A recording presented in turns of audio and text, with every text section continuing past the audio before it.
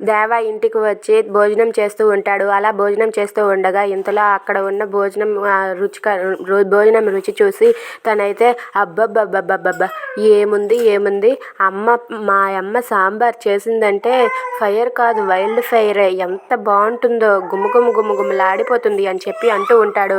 ఇక మిథున అయితే అక్కడే అలా కూర్చొని ఉంటుంది. ఇక మిథునని తిన్నావా లేదా అని అడగకుండా దేవ మాత్రమే లొట్టలు వేసుకుంటూ తింటూ ఉంటాడు.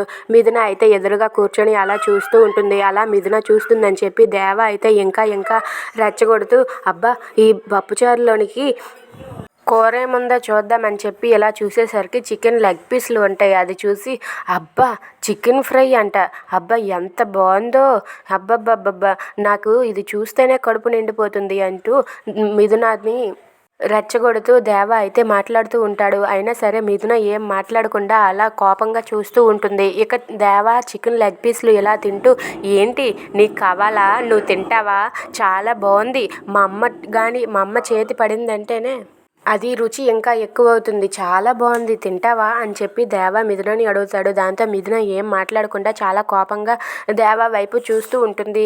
కనీసం నేను తిన్నానా ఉన్నానా లేదా ఇవేవి అడగకుండా తనంతటి తాను తినేస్తున్నాడని చెప్పి అనుకుంటూ ఉంటుంది. ఇక దేవ అయితే తన చేతిని ఊర్చుకుంటూ మరి ప్లేట్ మొత్తం ఖాళీ చేసి తింటాడు. అది చూసి మిథున చాలా కోపంతో రగిలిపోతూ ఉంటుంది. Thanks for watching friends, please subscribe.